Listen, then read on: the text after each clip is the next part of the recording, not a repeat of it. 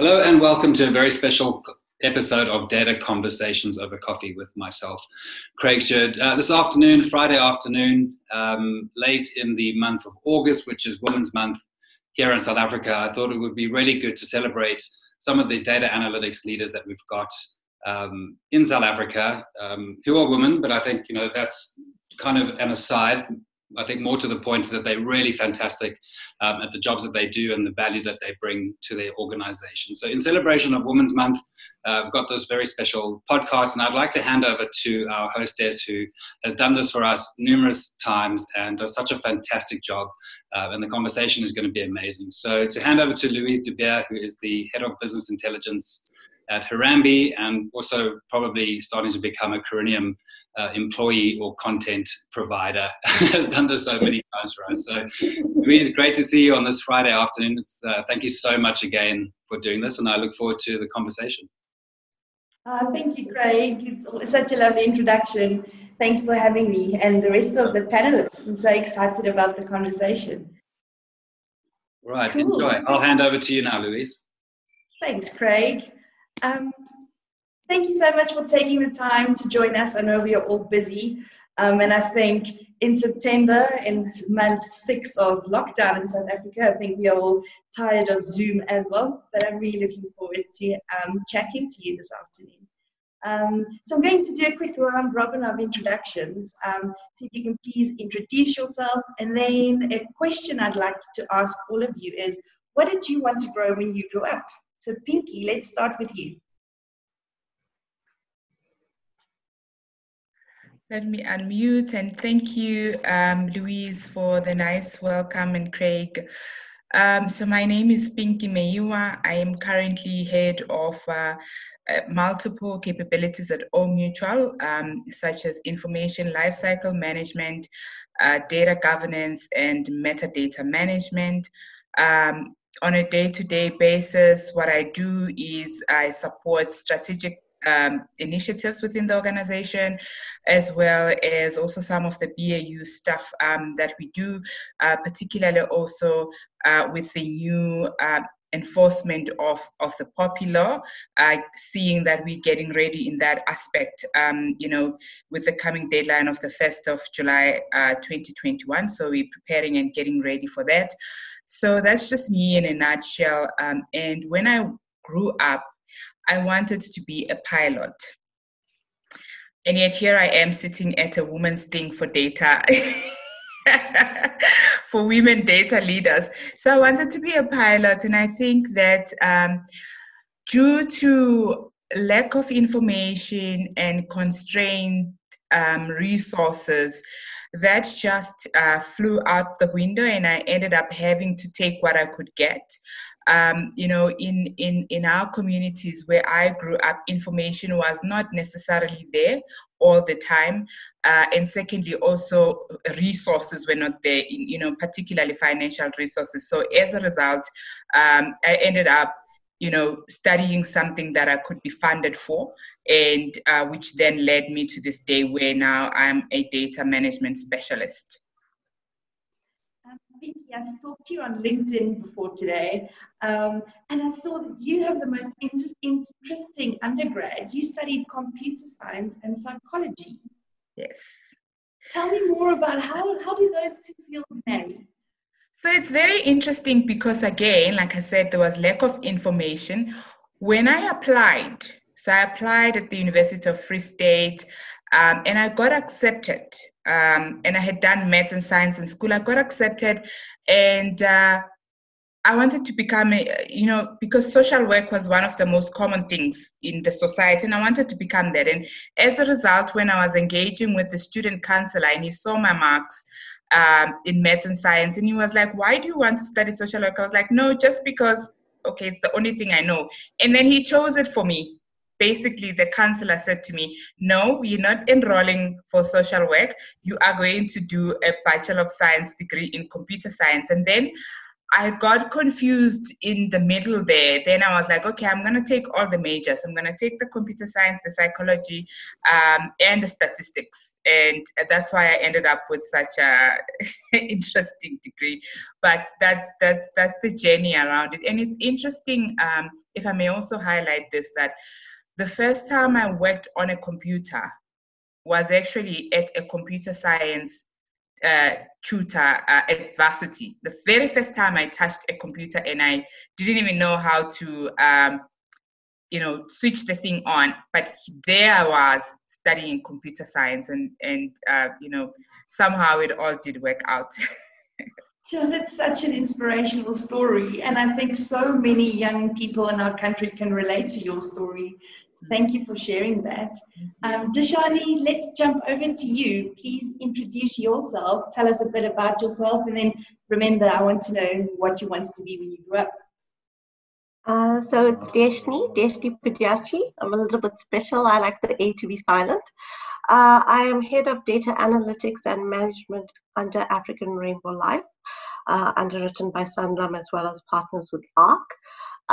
It's a really nice role because I get to manage the data side of it from a quality, governance, as well as follow all the frameworks we wish to, as well as the regulation side of it from a data governance perspective. And on top of that, be able to apply the analytics and BI world to it. So I like being the owner of both versus, just having one of them. And the privilege comes in to be able to drive business strategies and be a partner in that versus just supply information to the necessary stakeholders. When I was young, I have a love for animals and nature, and I wanted to be a vet. And my mother also has a strong maths and science side. She's a physical science and mathematician teacher.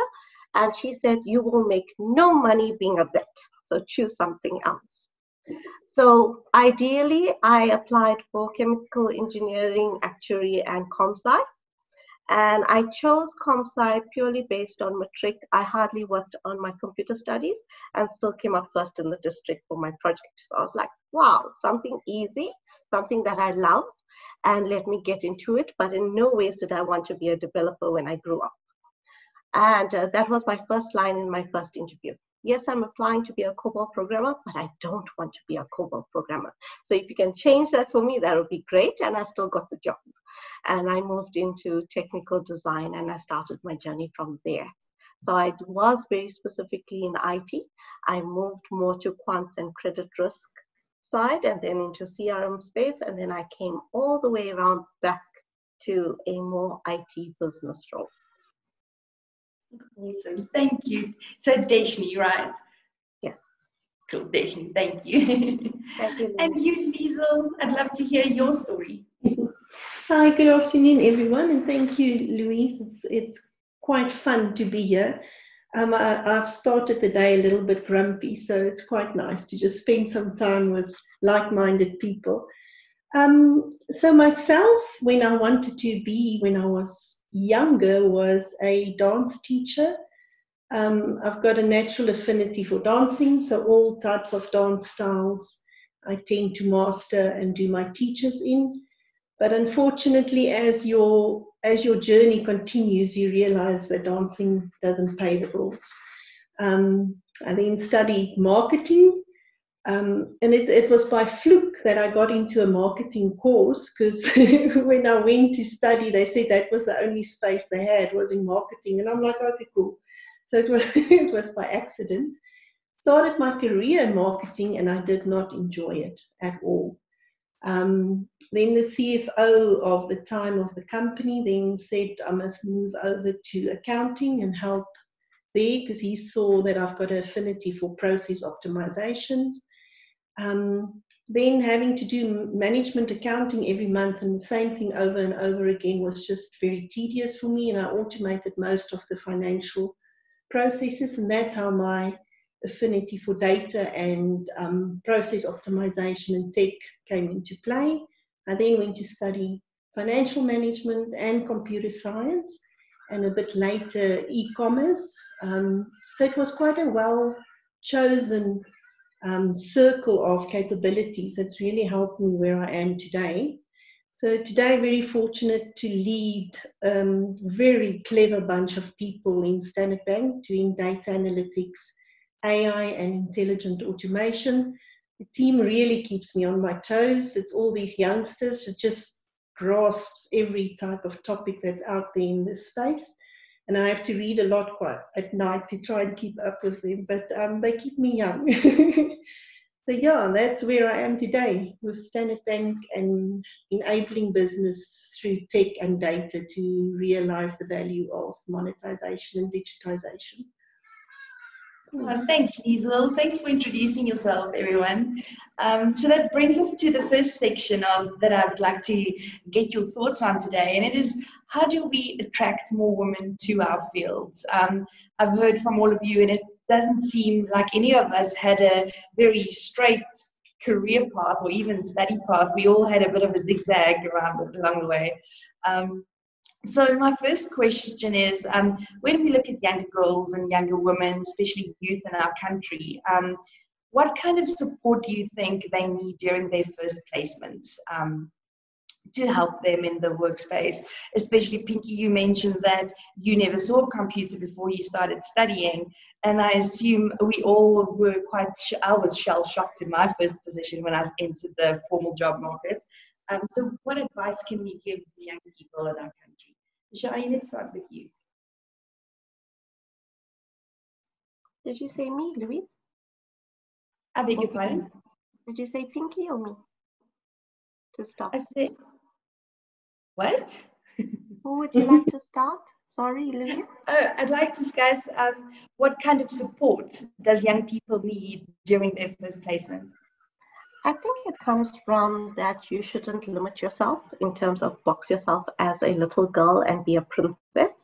I think if you allow little girls to be who they want to be, it does show that their curiosity as well as their strength in their voice does come out, and they get out of that little bubble of shyness that they generally put themselves into. I think that comes from a very young age, and I have a young daughter, so I speak from my experience with her. I think as we grow up, it shouldn't be that you are confined to X amount of subjects. It should be subjects that you're passionate about, that you actually have an interest in, versus follow the sheep, if I can call it that. And then I definitely believe that if you love what you do, you will thrive in it. You will go out and seek the information that you want. You will put in those extra hours in terms of, like Lisel said, to bring yourself up to speed with things. It's not nice to be, as we grow up and if we choose to get married and become mothers, to do a job that you don't get any fulfillment from, because at the end of the day, that is an important part of who you are as you age. Thank you, Deshani. Pinkie, I think another barrier almost a barrier of entry into our field is, like you mentioned, access to resources and just information in general for the young people. You've experienced it yourself. How can we get the right information to younger women and younger girls at an earlier age? Oh, you're on mute, Pinkie, sorry.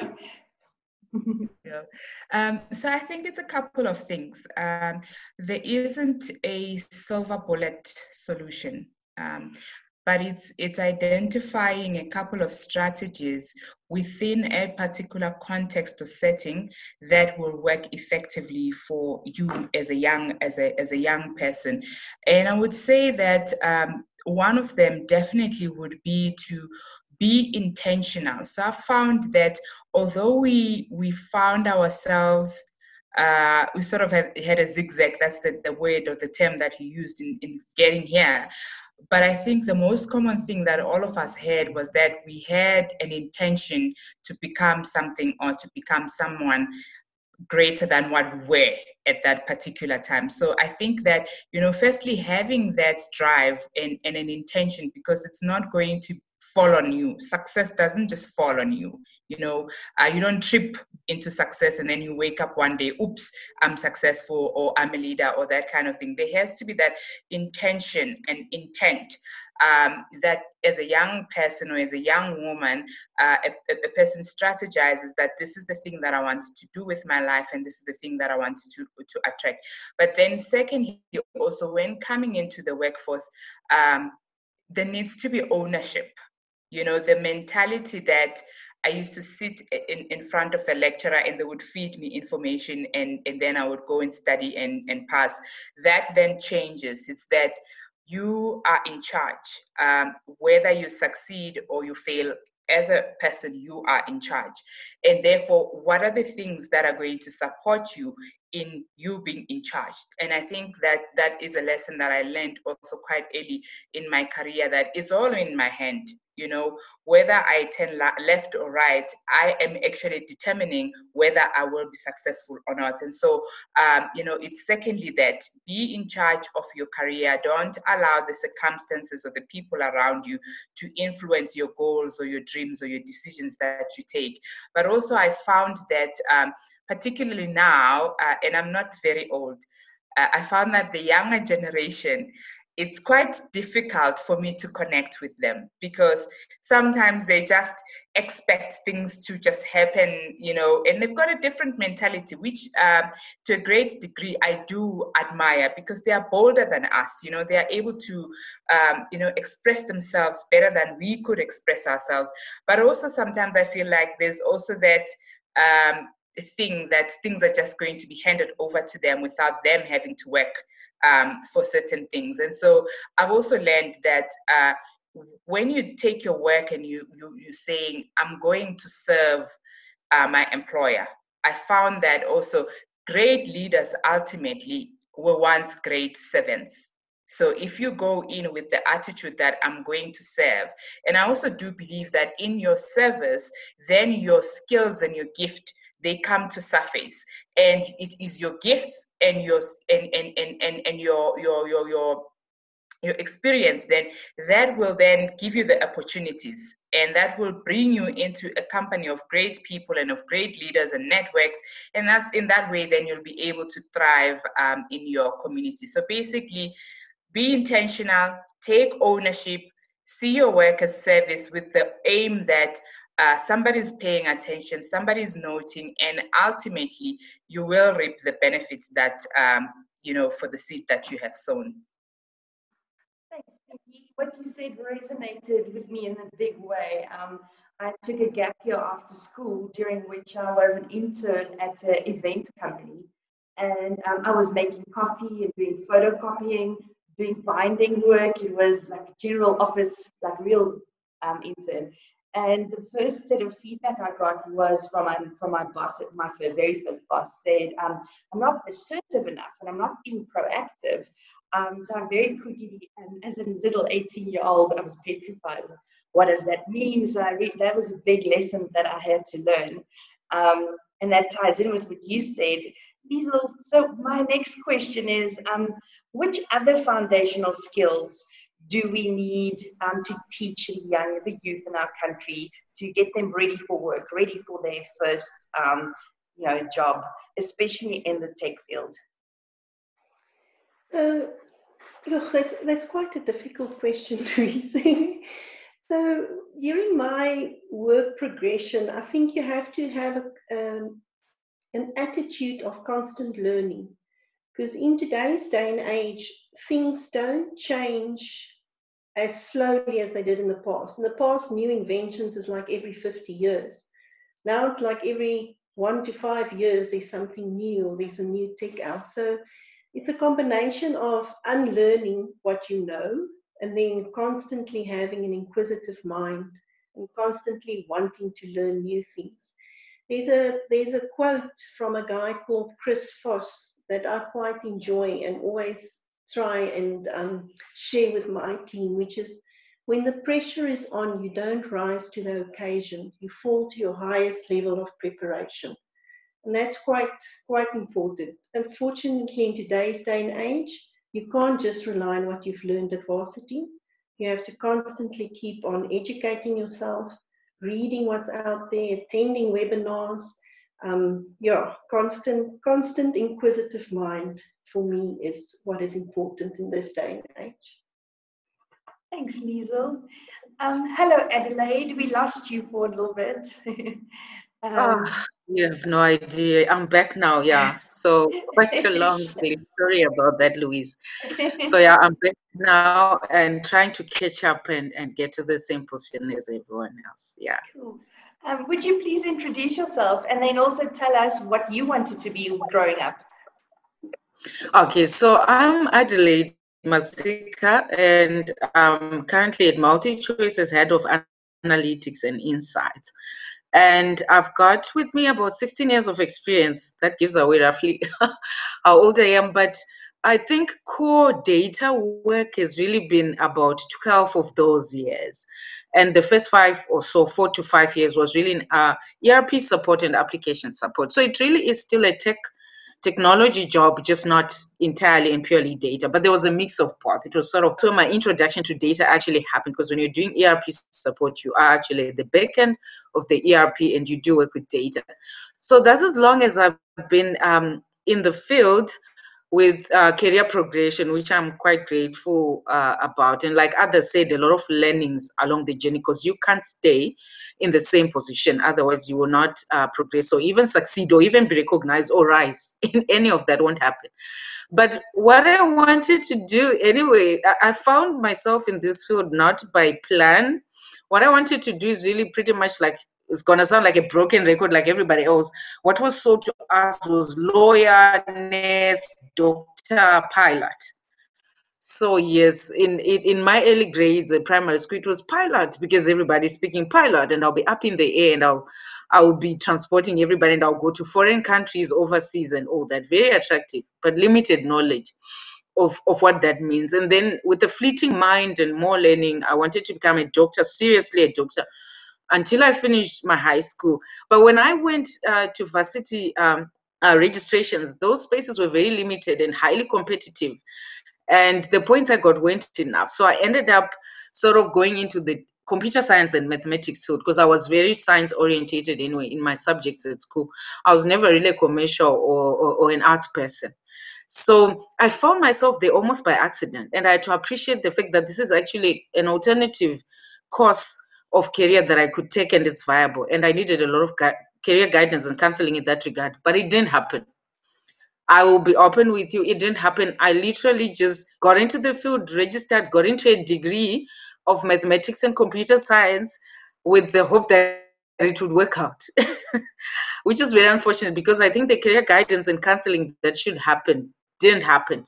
But I'm grateful so long that this was actually a good path to take because where it has led me, I think is good or even better than where I could have gone with the limited knowledge that I had about possible careers out there that were open for people of my age at that time. So it's been quite accidental, but I would like to say the journey from when I started my career to now is not accidental at all. It immediately became a reality that data as a field is a viable and so much influence and impact on businesses. So I appreciate that. Thank you, Adelaide. Then I'd like to move on to the second session. Lisel, you told a story when I met you in Cape Town in March about how many women enter the field, and then quite a few of us actually drop out after a few years. And then we often don't come back. You have stats and a lovely story around that. Would you mind sharing it with us?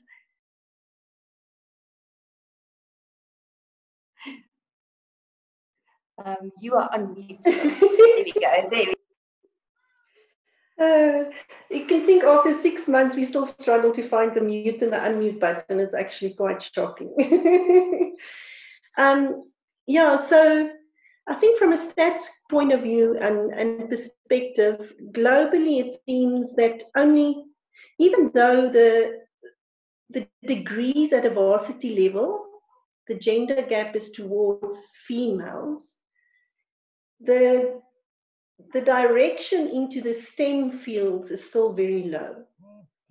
And I think it comes from an unconscious bias where we think, males and females, that women are more suitable for legal, accounting, marketing. And it comes from a very deep and long journey that we've been on. It's just assumed and it's unconscious that we like that. So it's about 24% globally, women in the STEM field. And then from those, only 11% actually do practice in the STEM field then thereafter. So it's quite an interesting unconscious bias. I think we have to at a strategic and policy level need to try and solve. And that's where some of my passions are from, is how to educate the young girls on what the opportunities are, and that there are actually women in the STEM field, and that we do work in the STEM field, and we're passionate about it, and we love it, and we're successful in it. You don't need to think that because you're not very strong in a technical engineering line, that you can't go into IT or STEM fields. There's a data layer that you can focus on that enables IT or things in STEM. So yeah, I think it's us that have to try and help and talk and create the passion from a young age with the girls on what the opportunities are there for them, that they don't think it's only legal or accounting or marketing or anything like that. And another shocking stat for us was also that currently in 2020, in 2 years' time, 11% of the females will lose their jobs due to automation. So that's also quite a high number. And it's something I think we as a country need to focus on and see how we're going to help those people either learn how to do automation, which is a good entry field into STEM. So robotics, process automation, those type of things. And then they can decide which route they want to go on the data side or more the technical side or data engineering side. Yeah, but I do think we keep on seeing the stats and that, but I still feel we're not very deliberate in trying to solve for it. Yeah, I think I've answered your question. Yes, you did. Thank you. Pinkie, I want to jump to you and ask you, on the back of what Lisel said, when young people enter our fields, enter a STEM field, what advice can you give them? What should they kind of be ready for, or what should they consider if they want to be successful and if they want to stay?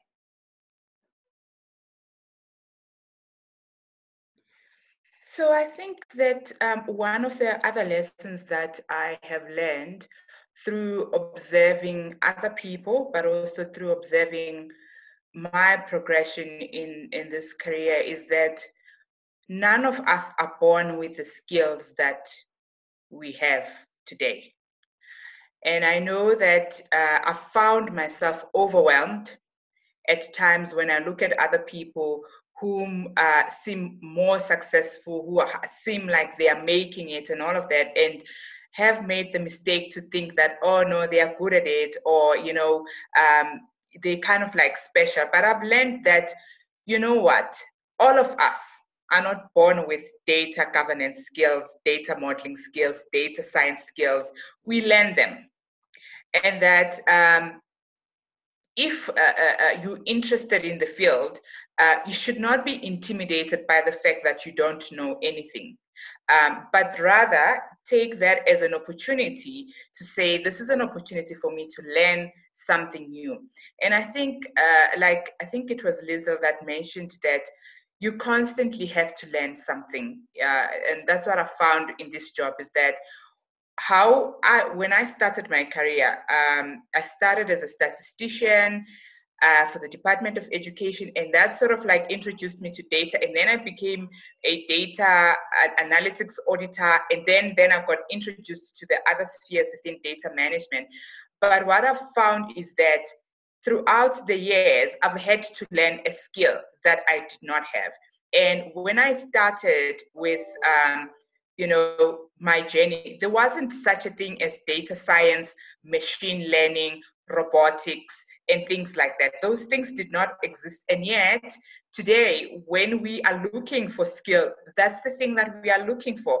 And so I think what I would say to a young person is acclimatize to the fact that you're constantly going to have to learn. And that not knowing anything does not determine your skill capacity or your propensity to be successful. What it says is just that you don't know, and that's all it says. But recognize that you can learn, and that every great person that I know didn't start where they are. They started at zero. And through time, they gained the experience, they learned, and that type of thing. So, getting used to the fact that things will change all the time. I will have to learn new skills. If I don't know anything, let that not intimidate me. All it says about me is that I'm not a subject matter expert in this field, but I can change that, and that then opens opportunities. So for me, I think, the young people should be taught that they should not be intimidated, because I know sometimes I get it also with some of my team members. When they listen to me, they're like, oh, you know so much. And I'm like, no, I don't know so much. It's because I learn so much. And that's how I'm able to articulate that. And I think if we start teaching them at a young age that embrace new information, embrace change, in that way, then you remain relevant in the changing environments, particularly now. I think last year I made a quote on Facebook. I wrote a statement to young people, and I said, dear young person, there's a great opportunity that what you are doing now is going to become redundant in the next 10 years. And, quite a lot of people were responded to that, but I was wrong by saying 10 years. I didn't know that there was going to be the pandemic. And now people are forced into rethinking how they're doing ways. I mean, we were like maybe 6 months away from that, and I thought it was 10 years. And so it just goes to show that I think embracing information, knowing that don't let the execs intimidate you, because, they come in dressed nicely, postured, the voice is right, the tie is right, the smile is right, everything is right. But let the young person not let that intimidate them. They also started somewhere, and there's always that opportunity for everybody to start somewhere and learn something new so that they can be relevant. I think that's such an important piece of advice, is just because you don't know yet doesn't mean that you won't get there eventually if you stick through it. I read an interesting article today on LinkedIn. I read a lot. I try to read a lot as well. Speaking about the COVID and pandemic, and this article proposed that resilience is actually something we should build into our teams and support people more on during this time.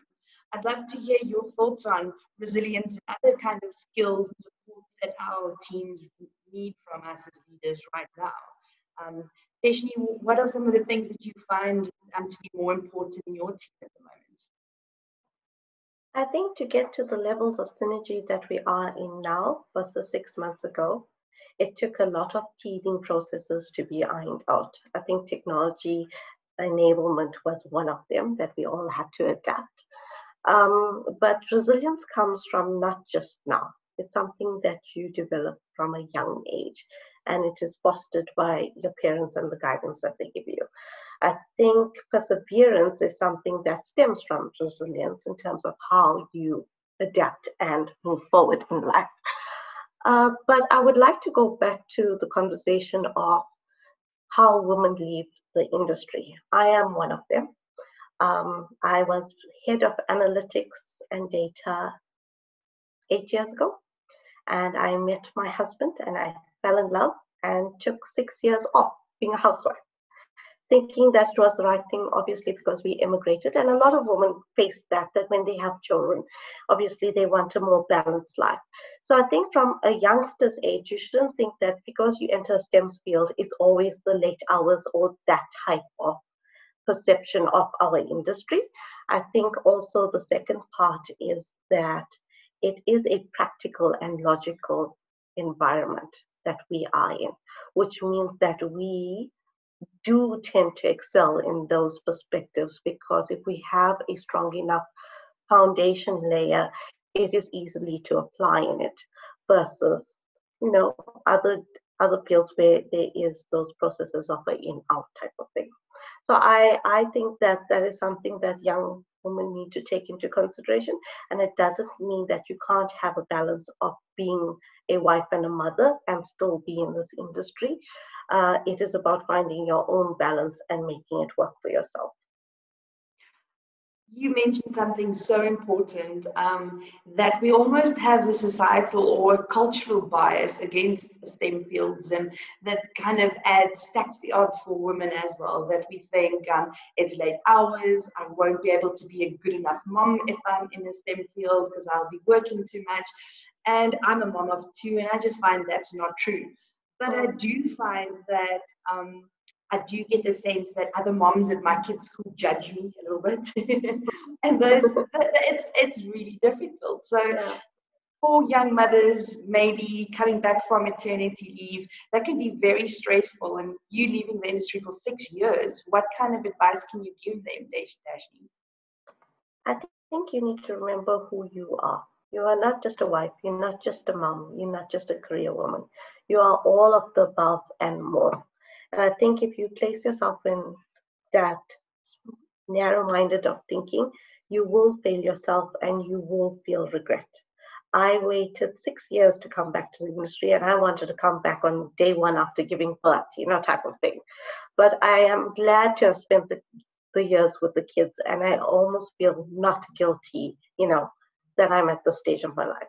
But coming back to the industry was hard, because a lot of people think that 6 years out your skill levels are not fine, you haven't kept it up to speed. Like, do you really know what agile is? And I'm like, yes. If you have the personality to learn and become knowledgeable and be able to apply it, you can do it with so many things. It doesn't mean that now this ancient mammoth that needs to be popped off.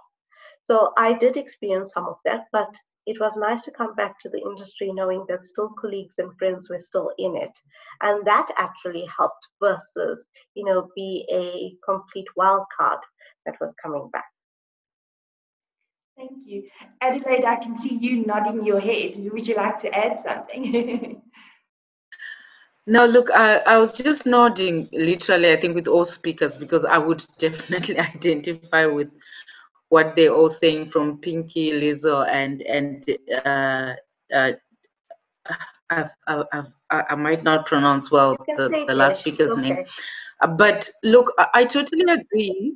But what I would add is advice around us as women in the field is to also just literally take charge and try and change some of the old ways of working that have been perpetuated field. So I'll give you an example. I went on maternity leave in 2017 and came back, and it's a lady in my team also came back around the same time, and she said she had observed that there wasn't an office or a separate private place where a mother could go and express milk for a baby that they've left at home. Something so simple. There was also someone else who said, have you noticed that our parking in the parking bay is so far, such that we really have to walk so far? Sometimes when you're a mother with a baby back at home, you aren't going to be the earliest, but you also don't want to leave as the last person at the office. You just want a convenient bay sometimes, because you're going to be carrying all sorts of things with you, plus your express stuff and all these other things. Simple stuff that we take for granted, that I think we just need to bring back into people's minds and say, can we as women be considered and included, so that it's easier for us to work in the environment, and do take cognizance of that we may want to leave for maternity leave or anything else to take care of the family, and come back and still pick up from where we left off. A few women, a lot of women I've had, and I've read about this as well, are scared to even take the full benefit of the leave. Some will go for a very short time and come back because they think their career will escape them while they are away. This happens in the data space and anywhere else. Anyway, some will worry that once they come back, they're not going to get the recognition or the promotion that they were going to get. This is something that sits with us and haunts quite a few of the ladies, such that it may not attract them to some of the fields where you need to keep up with technological advancements, changes, so that you're recognized for a promotion or for advancement of any sort. So I think we definitely need to come in and start to also dictate some of the things, and women in higher positions like ourselves need to take charge of that and help those that are coming after us. Because if we say nothing about those things, it's never going to be easier for the next one who comes, and they will always view these fields as nerdy, if I can put it that way, that if I go with computer science or data, it's going to be nerdy. I'm not going to be a proper woman. I won't take care of a family. Or if I do, then my career is done. So I think we have to make it attractive enough, the marketing aspect of this, to say this is an attractive career where you can actually have a work-life balance and still be able to pick up where you left off. Because I think that's where a lot of the women are misinformed, misled, and they would rather go to another career. Like, I think it was Pinkie who said whether or not it's accounting, finance, HR, just because it seems that we may operate the way women are purported or supposed to operate, unlike if we come to data and technology fields. So I think it's upon us to actually start to change some of those narratives and the way things are run, and help ourselves to be accommodated the way we were created by nature. Thanks, Adelaide. It reminds me of this story that I want to share with you. One of the role models in my life is actually my husband's grandmother. She turned 90 last month, and she's still very active in the place where she's staying. She completed her doctorate when she was deep into her 60s, and then started a family business that's now employing over 100 people 25 years later. And she actually finished her thesis on the career trajectories of males and females and how that's actually different. And I often find that we should almost try and just be a little bit more kinder to ourselves and to other women, and accept that our career paths might look different to men's, but that there's nothing wrong with it. We might peak a little bit later or sooner, but often in the industry, what the research shows is that men kind of plateau quite much earlier than us, and that's also okay. I think it's just different. So that brings me to the last section, which is all about developing skills. I think we've touched on it quite a bit. And Lisel, I'm going to throw this to you. You are the ambassador of Women in AI. Why did you sign up to do that? And what is that organization doing in this space? Yeah, so it comes from quite a long journey, and it was just resonated more and more in the last 3 to 4 years. So every time when I go to webinars or any upskilling meetups, that I was the only woman out of 15 or 20 or 30 males. We were 1 or 2 women that attended these forums or self-learning webinars, etc. And it started worrying me inherently, because if we keep on talking about our gender gaps and we've got targets in the corporate world to meet that, how am I going to meet those targets if there's not a pipeline of women that I can draw from? We were then also in the company I'm currently at, working on a strategy for AI and intelligent automation. And then it's also everywhere we go or talk to, it's always to men. I then started to do research about if there's any communities of interest in this forum and in this domain, and I found Women in AI. So it's an international company, and their whole aim is to grow, network, and enable women in the STEM field. They didn't have any representation in Africa or South Africa at that time, and then I applied to join the organization, and then launched last year the South African chapter. So it's all about how do we network as women, and how do we help educate each other and share knowledge? How do we talk to the girls?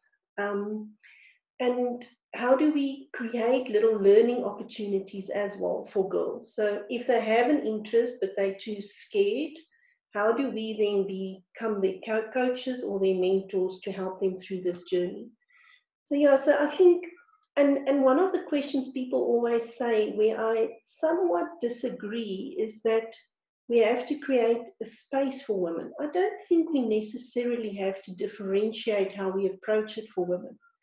I just think we need to become equal across the gender life cycle. We don't have to treat men differently or women differently. Just treat us all the same and give us all the same opportunities. And then you can then choose where you want to go, if you want to be in IT or not. But don't force someone into a certain way of doing things. Yeah, so I still very much want to help and mentor and coach women, especially children, in this new way of doing things, and especially in the data layer. People all go for the machine learning and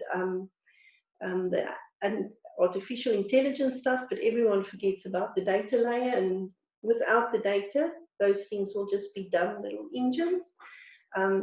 Yeah, so I really want to create a passion in girls, and I won't exclude men for data. Yeah. We have a few minutes left, so I'm going to jump to each of you just for some closing remarks. And I also want to ask you, what inspires you? Who or what do you draw inspiration from in your everyday life? Deshani, let's start with you. I think as a first part, I would want to be the best I can be. So that is always the first thing that comes to my head. Who I draw inspiration from? I can draw inspiration from my mom. I think that's very cliche. But there's lots of women that touch your lives in different ways, especially even in the workspace where you see mothers, you know, early on when you were pregnant, you see mothers and how they coped, and you see how you're going to make it adapt for yourself. It goes to that level. Also, you see the senior execs come through where the females are coming through now at a board level. And I think from a collective perspective, we need a collective voice versus stay in isolation and treat each other as just peers. I think when there's a collective voice, when women talk, it comes a lot more well addressed on the board level versus as seen as how women generally can be seen as, and that is we sometimes come across maybe emotional, maybe not really owning your space, you are being too ball busting, or you're being, you know, that friend of where we can have those naughty conversations and you're okay with it. I think, you know, there's a lot of facades that we put on women, and it's about how we collectively address that in the workspace versus stay in isolation. So I think this meeting that we've had today is great because to share everybody's experiences, we can all identify with each other in some aspect, and we don't really see each other as, you know, peers, but we more collaboratively would want to see each other grow and inspire and aspire to the various roles that we want to be as we take our corporate journeys. Thank you, Deshani. I love that. Being part of the collective, that's a really nice idea.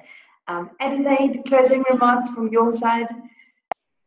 If I can close as well from what Deshani was talking about around inspiration, what inspires me is as well positive women who are constantly positive despite the hurdles that they have had to jump in the hoops through to get where they are. And I think authenticity as well, to just be authentic and remove the whole iron lady facade that the previous speaker was just saying as well. And we don't just wake up in our homes and go off like some of the privileged men may do, depending of course on the men. We don't wake up and go off, and neither do we just come home and sleep. We've got a whole lot of other things that we balance off with work. And I am inspired by a woman who still show you that side that says, even though I'm doing so great career-wise, I'm also a very good mother. I'm also a very good church person. I'm also a very good community person. I'm also a very, maybe not even good, but I'm also a weak person in this. You know, that authenticity that says, okay, so I don't a data person, a data woman. I'm inspired by those people because I think that's what's going to attract more and more of us to come into the field. Because as long as we give people the picture that you have to be perfect and you have to be this very intelligent person who never fails, who never falters, who's everything, all ducks are in a row, then less and less of the women will come because nobody possesses those traits. So I'm definitely inspired by women who are rising, but who also still show you their side that says, I'm still a woman, I'm still a mother, I'm still a community person, I'm a citizen, I am just thriving. to do this other side of my life, which is just but a part of it, which is career. So I think we should definitely continue to support each other and just show all the authenticity of the real persons that we are in this field. Oh, thanks, Adelaide. Authenticity, definitely. Yeah. I think we lost Adelaide's audio. Also, video is still catching up. Pinkie, let's jump to... Yeah, no, you're right. I'd actually switched it. I switched it off. Sorry. Yeah, I'm just used to as soon as I finish talking, I switch it off. But yes, yeah. Authenticity, yes, definitely a very, very inspirational message. From your side, Pinkie? So for me, I think I would reiterate some of what's been said. I think when I look at myself as a woman, I do not describe myself as one-dimensional being. I am multidimensional, and for the different dimensions within which I exist, there's different people that I look up to and different people that I draw strengths from, because you know, not one single person can be able to satisfy you know, the things that I would want to draw, you know, from them. So, you know, when it comes to career issues, there's people that inspire me. When it comes to family issues, there's people that inspire me. When it comes to you know, spiritual things, health, you know, even socially, you know, how I get to let go and have fun. You know, there's people that really inspire me, because I believe that also for me to be well as a person, all those facets of my life need to be well. If spiritually I'm not okay, it also tends to manifest in the physical, or it manifests in my career, or, you know, or if work is not okay, then it also frustrates my home life and that kind of thing. So I like to sort of like keep that balanced all the time. But also the one person that I would highlight is my grandmother, who raised me. And when she was supporting my mother and raising me, my grandmother was she lost the opportunity to be educated, because back in the day it was believed that in the black culture, it was believed also, her father believed that she should not be sent to school, because when she grows old, she's going to get married and take another man's surname, and she's going to go and leave them and go support that family. So as a result, she was not given education because of the fact that she will leave the family eventually. And, you know, for me, that always saddened my heart. And yes, she was not sad about it, but what I drew from her is the courage and the strength, you know, to continue despite the fact that all odds were against her, despite the fact that, you know, she was seen to be mostly like slightly below a man, you know, because of the opportunities that she was not given, purely because she was just female. And so for me, I think I drew a lot of, you know, strength and aspiration from her, and, you know, just how she raised us, how she would even attempt to support us as we're doing maths in school or science in school without education. So for me, I think, you know, she's one of my biggest inspirations in life. Thank you, Pinkie. Lisel, I see you have to drop off. Do you have 2 minutes to tell us who inspires you? Yeah, apologies. I'm just chairing a meeting at 3. Yeah, so I think I'm in the same movie as Pinkie is. So different things inspire me. It depends where I'm in my life. But I have to say, during this COVID time that we are currently in, if I just look at the people that's really going through a difficult time, that had to close their businesses, that are losing 50% of their salaries, etc., and still they find a way of pulling through it, of staying positive and trying to find other opportunities. That I really find inspiring, because you tend to, as a human, want to go into a dark hole, but they tend to find other opportunities in the darkness. So that's really inspiring for me at the moment. Jana, I do apologize, but I have to dial off now. No problem. Thank you for joining us. See you soon. Bye. Thank you, everyone. This was an inspiring session. Today, I drew inspiration from the four of you. Thank you for sharing your stories. And I'd also just like to thank Karinium and Craig for always making time for us and that he creates safe spaces for women to have these conversations. So thank you. Have a lovely day.